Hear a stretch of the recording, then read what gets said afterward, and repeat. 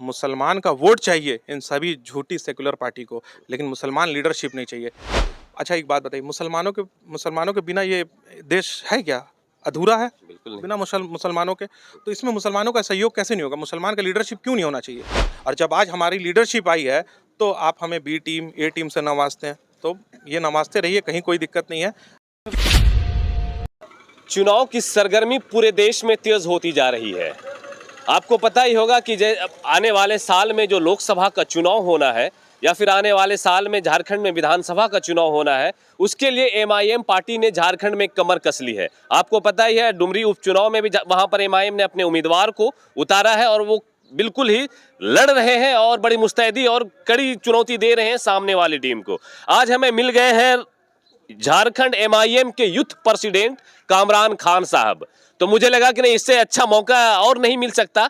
MIM का क्या vision है झारखंड में, एमआईएम किस लिए झारखंड में आई है, क्योंकि पिछली बार भी इन्होंने विधानसभा का चुनाव लड़ा था लेकिन वहां पर उन्हें सफलता हासिल नहीं हुई थी। एक बार फिर से झारखंड में फिर से ये लोग कूद पड़े हैं मैदान में, हिम्मत हारने ऐसा दिख रहा है कि ऐसा लग रहा है कि वो हिम्मत नहीं हारने जा रहे हैं, इस बार फिर से वो चुनावी मैदान में आ रहे हैं। आइए कामरान खान साहब से बात करते हैं और जानने की कोशिश करते हैं। सबसे पहली बात तो वेलकम है आपका हमारे चैनल में कामरान खान साहब। सब एमआईएम या फिर यूं कहें कि जो मैं नहीं कहता हूं, लोग कहते हैं बी टीम, भाजपा की बी टीम, खैर ये तो कहने की चीजें हैं। क्या झारखंड में इस बार एमआईएम फिर से आ रही है, आप लोग फिर से मैदान में आ रहे हैं? क्योंकि डुमरी में अभी जो उपचुनाव हुआ वहां पर भी आप लोगों ने ताल ठोकी है। सबसे पहले तो आपको बहुत बहुत धन्यवाद, उजागर मीडिया का धन्यवाद।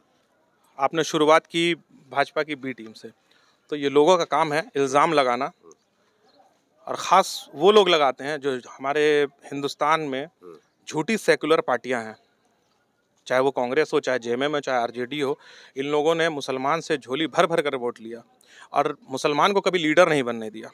और जब आज लीडर एक बन आ गया हमारे बीच में, बैरिस्टर असदुद्दीन ओवैसी साहब, तो उनके नज़र में वो बी टीम सी टीम, तो इससे कोई फ़र्क नहीं पड़ता। हमारा हौसला, हमारा जज्बा बहुत बुलंद है। इंशाल्लाह आगे भी हम लोग मेहनत करेंगे। ए टीम बी टीम से कोई फ़र्क नहीं पड़ता है। तो झारखंड में आप लोग इस बार विधानसभा में बिल्कुल बिल्कुल, और पिछली बार भी हम लोग बहुत ही शिद्दत से मेहनत किए हैं और चुनाव भी लड़े, अच्छा खासा वोट लेकर के आए।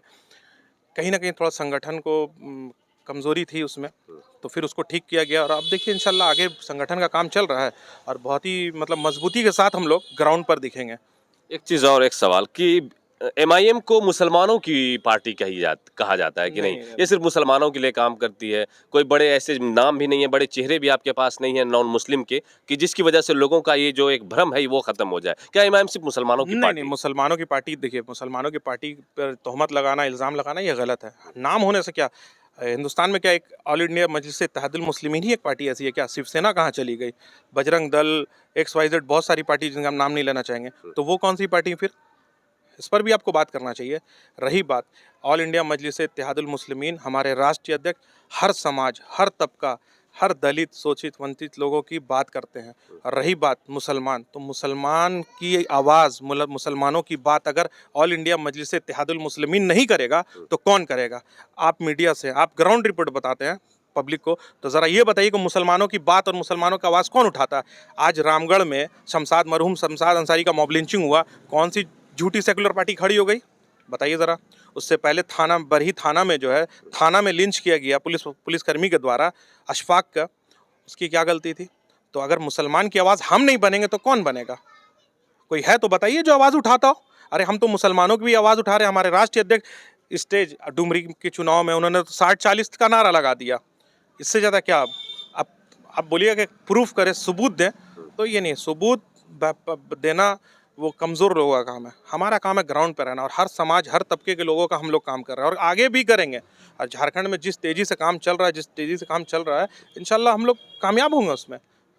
एक सवाल और मेरा है थोड़ा राष्ट्रीय लेवल का, कि अभी एक नई गठबंधन बनी है इंडिया जी, उसमें बहुत सारी ऐसी पार्टियां भी हैं जिसका कोई लोकसभा सांसद नहीं है, बहुत सारी ऐसी पार्टियां भी हैं जिनके कोई बड़ा चेहरा नहीं है, उनको उस गठबंधन में शामिल किया गया। आपके एमआईएम के पास 2 सांसद हैं, तो आप क्यों नहीं शामिल हो जाते, या फिर आपको क्यों नहीं शामिल किया जाता? सिर्फ 2 सांसद नहीं, राष्ट्रीय स्तर पर देखा जाए तो हमारे पास कई विधायक हैं, कई पार्षद हैं, लेकिन मैंने कहा ना कि मुसलमान का वोट चाहिए इन सभी झूठी सेकुलर पार्टी को, लेकिन मुसलमान लीडरशिप नहीं चाहिए। कश्मीर से सिर्फ दिया गया उमर अब्दुल्ला और महबूबा मुफ्ती को। क्यों किया? क्योंकि वो कश्मीर कहीं ना कहीं मुस्लिम स्टेट है, इसलिए उनका मजबूरी है लेना। और नेशनल लेवल पे आप राष्ट्रीय अध्यक्ष बैरिस्टर असदुद्दीन ओवैसी साहब से क्यों नहीं हाथ मिला रहे हैं? बदरुद्दीन अजमल से भी नहीं मिलाएगी। किसी से नहीं। आप देखिए जो जो मजबूत पिलर हैं, जो मुस्लिम कम्युनिटी को रिप्रेजेंट करते हैं, जो उनकी बात करते हैं, उनके हक की आवाज़ तो इन लोगों ने उनको दूर कर दिया। तो ये गठबंधन जो कहीं ना कहीं एक ठग बंधन का नाम इसको हम लोग दे सकते हैं कि सिर्फ और सिर्फ बेवकूफ़ बनाने के लिए इन लोगों ने अपना अस्तित्व बचाने के लिए ये गठबंधन को देश को तो ये प्रेजेंट कर रहे हैं कि देश इंडिया, लेकिन असल में जो है, अच्छा एक बात बताइए, मुसलमानों के बिना ये देश है क्या?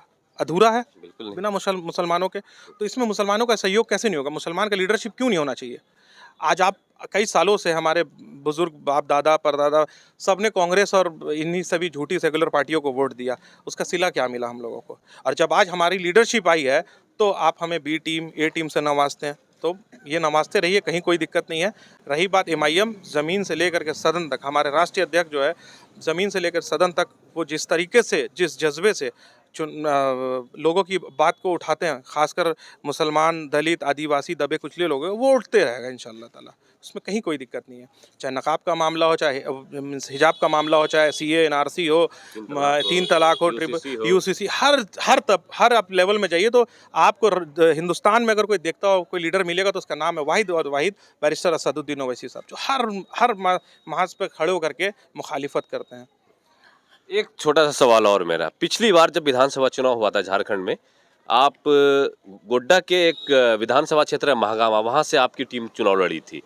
और क्या इस बार 2024 में जो चुनाव होने जा रहा है, उस बार भी महागामा के लोग या फिर महागामा के लोगों को एमआईएम देखने को मिलेगा कि एमआईएम फिर से चुनाव लड़ने वाली है, ऐसा कुछ प्लानिंग? नहीं, बिल्कुल, आप जिस विधानसभा की बात कर रहे हैं उसी विधानसभा पर मैं खड़ा हूँ और लोगों से मिल रहा हूँ, कार्यकर्ताओं से मिल रहा हूँ, लोगों में उसी तरह का जज्बा है, कहीं कोई फर्क नहीं है। मुझे नहीं लगता कि कहीं कोई कमी आई है, क्योंकि मैं घूम के ग्राउंड पर हम देख रहे हैं। और महगामा के अलावा झारखंड में पार्टी हर जगह पार्टिसिपेट करेगी, जहाँ संगठन मजबूत रहेगा, जहाँ पर हम मजबूती से चुनाव जीतने के कागार पे रहेंगे, वहाँ हम ज़रूर चुनाव लड़ेंगे इंशाअल्लाह ताला। चलिए, धन्यवाद आपका हमें वक्त देने के लिए। तो ये थे झारखंड यूथ प्रेसिडेंट एमआईएम के कामरान खान साहब। क्या कुछ इनकी प्लानिंग, क्या कुछ इनका विजन, ये मैदान में क्यों कूदे हैं, वो सारी चीज़ें इनसे बात करने के बाद हमें पता चला। चलिए, वीडियो कैसा लगा कमेंट सेक्शन में जरूर बताइएगा, हमें आपके कमेंट का इंतजार रहेगा। आप देख रहे थे हमारे साथ उजागर मीडिया, मैं आपका दोस्त अबुल्लेश ईरम। जय